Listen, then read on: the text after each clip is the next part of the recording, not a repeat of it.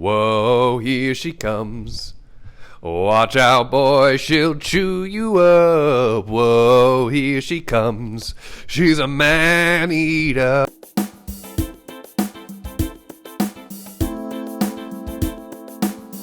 What's up, fellow dudes? My name is Parker, and we're here with another movie review. This time, we're talking about No Hard Feelings. I'll start off by saying No Hard Feelings isn't anything new, but it knows exactly who it's catering to and what it is, and it executes those things wonderfully. The Sony marketing team did an incredible job of selling this movie. Going into this theater, I got exactly what I wanted out of this. The movie is packed with jokes. It's got a lot of really funny stuff, a lot of raunchy content. There's so many social interactions, specifically with Jennifer Lawrence and Andrew Feldman's character, that are just so awkward. It's just so funny to watch Jennifer Lawrence parade around trying to get a sexual interaction out of this kid, and this guy is not having it at all. And this movie does a really good job of balancing the emotional moments with the comedic moments. Obviously, this is a really hardcore comedy, and so there's jokes happening all of the time, but it gives the movie and the characters moments and opportunities to breathe and really share emotional moments with each other.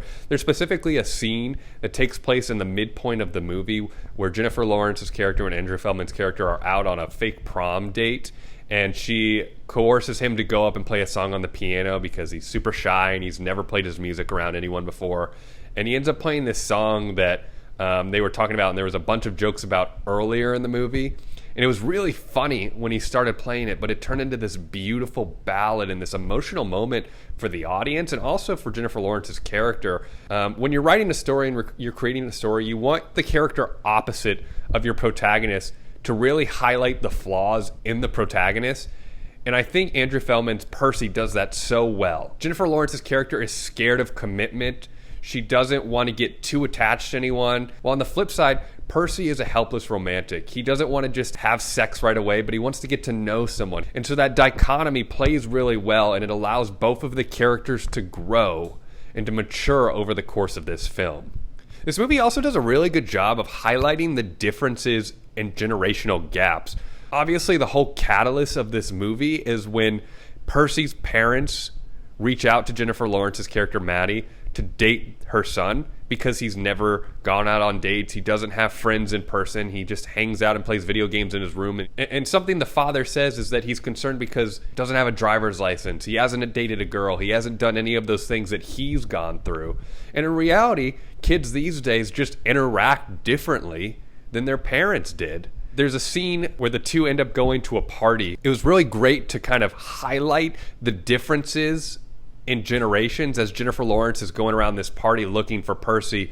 She's busting into all these rooms where all these guys and girls are, and none of them are sleeping together or making out. They're on their phones, laying next to each other, or one of them had a VR headset on while the other one was on their phone. So it's really interesting to highlight the differences in the generation, how people interact. That is what the younger generation does. That's all they've grown up and known to do is social media and their phones and communicating through that medium. So this one-on-one face interaction is like a very unusual concept to them. Jennifer Lawrence also was just phenomenal in this movie. I feel like if there is a movie that embodies who Jennifer Lawrence is, or at least the persona that she gives to the public, it's this movie. She was perfectly casted. I can't see any other actress playing this specific role any better than Jennifer Lawrence would. Also, Andrew Feldman. Of course, I'm going to sing praises for Jennifer Lawrence. And A-list celebrity, she does such a good job.